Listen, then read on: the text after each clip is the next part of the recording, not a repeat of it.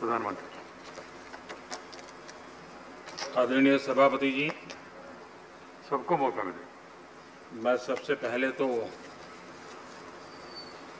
इस व्यवस्था के लिए जो कुछ भी प्रयास किया गया है, आपको और आपकी टीम को बहुत बधाई देता हूं। मैं श्रीमान हरिवंश जी को दूसरी बार इस सदन का उपसभापति चुने जाने पर पूरे सदन और सभी देशवासियों की तरफ से बहुत बहुत बधाई देता हूं। सामाजिक कार्यों और पत्रकारिता की दुनिया में हरिवंश जी ने जिस तरह अपनी ईमानदार पहचान बनाई, उस वजह से मेरे मन में हमेशा उनके लिए बहुत सम्मान रहा है। मैंने महसूस किया है हरिवंश जी के लिए जो सम्मान और अपनापन मेरे मन में है, इन्हें करीब से जानने वाले लोगों के मन में है, वही अपनापन और सम्मान आज सदन के हर सदस्य के मन में भी है। ये भाव, ये आत्मीयता हरिवंश जी की अपनी कमाई हुई पूंजी है। उनकी जो कार्यशैली है, जिस तरह सदन की कार्यवाही को वो चलाते हैं, उसे देखते हुए ये स्वाभाविक भी है। सदन में निष्पक्ष रूप से आपकी भूमिका लोकतंत्र को मजबूत करती है। सभापति महोदय, इस बार ये सदन अपने इतिहास में सबसे अलग और विषम परिस्थितियों में संचालित हो रहा है। कोरोना के कारण जैसी परिस्थितियां हैं, उनमें ये सदन काम करे, देश के लिए जरूरी जिम्मेदारियों को पूरा करे, ये हम सबका कर्तव्य है। मुझे विश्वास है कि हम सब सारी सतर्कता बरतते हुए, सारे दिशा निर्देशों का पालन करते हुए अपने कर्तव्यों का निर्वहन करेंगे। राज्यसभा के सदस्य, सभापति जी और उपसभापति जी को सदन की कार्यवाही सुचारू रूप से चलाने में जितना सहयोग करेंगे, उतना ही समय का सही उपयोग होगा और सभी सुरक्षित भी रहेंगे। सभापति महोदय, संसद के उच्च सदन की जिस जिम्मेदारी के लिए हरिवंश जी पर हम सबने भरोसा जताया था, हरिवंश जी ने उसे हर स्तर पर पूरा किया है। मैंने पिछली बार अपने संबोधन में कहा था, मुझे भरोसा है कि जैसे हरि सबके होते हैं, वैसे ही सदन के हरि भी पक्ष विपक्ष सबके रहेंगे। सदन के हमारे हरिवंश जी इस पार और उस पार सबके ही समान रूप से रहे, कोई भेदभाव नहीं, कोई पक्ष विपक्ष नहीं। मैंने ये भी कहा था कि सदन के इस मैदान में खिलाड़ियों से ज्यादा अंपायर परेशान रहते हैं।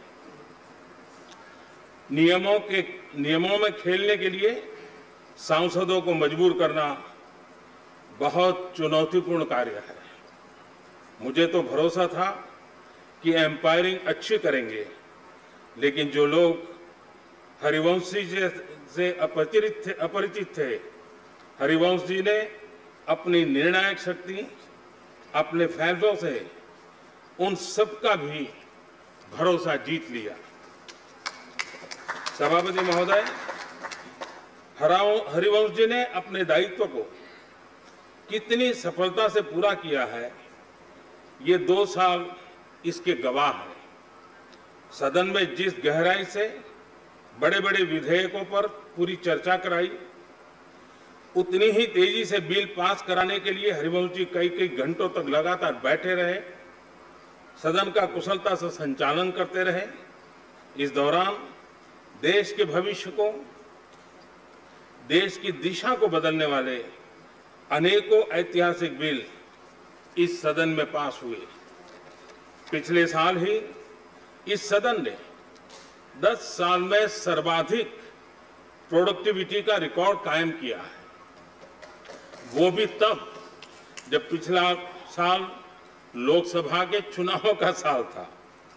ये हर एक सदस्य के लिए गर्व की बात है कि सदन में प्रोडक्टिविटी के साथ साथ पॉजिटिविटी भी बढ़ी है। यहाँ सभी खुलकर अपनी बात रख पाए, सदन का कामकाज नहीं रुके, स्थगन न हो, इसका निरंतर प्रयास देखा गया है। इससे सदन की गरिमा भी बढ़ी है। संसद के उच्च सदन से यही अपेक्षा संविधान निर्माताओं ने की थी।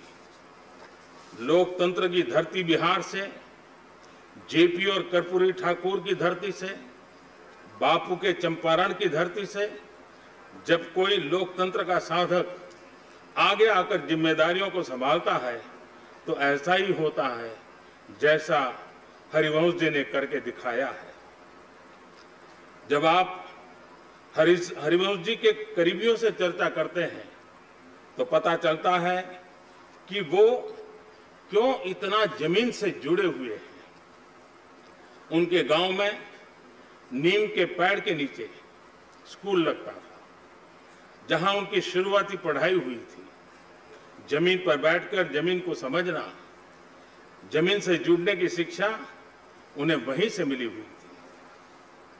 हम सभी ये भली भांति जानते हैं कि हरिवंश जी जयप्रकाश जी के ही गांव सीता बदियारा से आते हैं। यही गांव जयप्रकाश जी की भी जन्मभूमि है। 2 राज्यों उत्तर प्रदेश, बिहार के 3 जिलों आरा, बलिया व छपरा में बंटा हुआ क्षेत्र, 2 नदियां गंगा और घाघरा के बीच स्थित दियारा टापू जैसा, हर साल जमीन बाढ़ से गिर जाती थी, बमुश्किल एक फसल हो पाती थी। तब कहीं जाने अनजाने के लिए और सामान्य रूप से जाने आने के लिए नदी नाव पार करके ही जा सकता था। संतोष ही सुख है। यह व्यवहारिक ज्ञान हरिवंश जी को अपने गांव की घर की परिस्थिति से मिला। वो किस पृष्ठभूमि से निकले हैं, इसी से जुड़ा एक किस्सा मुझे किसी ने बताया था। हाई स्कूल में आने के बाद हरिवंश जी की पहली बार जूता बनाने की बात हुई थी। उसके पहले उनके पास न जूते थे और न ही खरीदे थे। ऐसे में गांव के ही एक व्यक्ति को जूता बनाते थे। उनको हरिवंश जी के लिए जूता बनाने के लिए कहा गया। हरिवंश जी अक्सर उस बनते हुए जूते को देखने जाते थे कि कितना बना। जैसे बड़े रईस लोग अपना बंगलो बनता है तो बार बार देखने के लिए जाते थे। हरिवंश जी अपना जूता कैसा बन रहा है, कहाँ तक पहुंचा है, वो देखने के लिए पहुंच जाते थे। जूता बनाने वाले से हर रोज सवाल करते थे कि कब तक बन जाएगा। आप अंदाजा लगा सकते हैं कि हरिवंश जी जमीन से इतना क्यों जुड़े हुए हैं। जेपी का प्रभाव उनके पर बहुत ही था। उसी दौर में उनका किताबों से भी लगाव बढ़ता गया। उससे भी जुड़ा एक किस्सा मुझे पता चला। हरिवंश जी को जब पहली बार सरकारी स्कॉलरशिप मिली तो घर के कुछ लोग उम्मीद लगाए बैठे थे कि बेटा स्कॉलरशिप का पूरा पैसा लेकर घर आएगा। लेकिन हरिवंश जी ने स्कॉलरशिप के पैसे घर न ले जाने के बजाय किताबें खरीदी। तमाम तरह की संक्षिप्त जीवनियां, साहित्य यही घर लेके गए। हरिवंश जी के जीवन में उस समय किताबों का जो प्रवेश हुआ था वो अब भी उसी तरह बरकरार है। सभापति महोदय, करीब 4 दशक तक सामाजिक सरोकार की पत्रकारिता करने के बाद हरिवंश जी ने 2014 में संसदीय जीवन में प्रवेश किया था। सदन के उपसभापति के तौर पर हरिवंश जी ने जिस तरह मर्यादाओं का ध्यान रखा, संसद सदस्य के तौर भी उनका कार्यकाल उतना ही गरिमापूर्ण रहा है। बतौर सदस्य तमाम विषयों, चाहे वो आर्थिक हो या सामरिक सुरक्षा से जुड़े, हरिवंश जी ने अपनी बात प्रभावी ढंग से रखी थी। हम सब जानते हैं, शालीन लेकिन सारगर्भित ढंग से बात रखना उनकी पहचान है।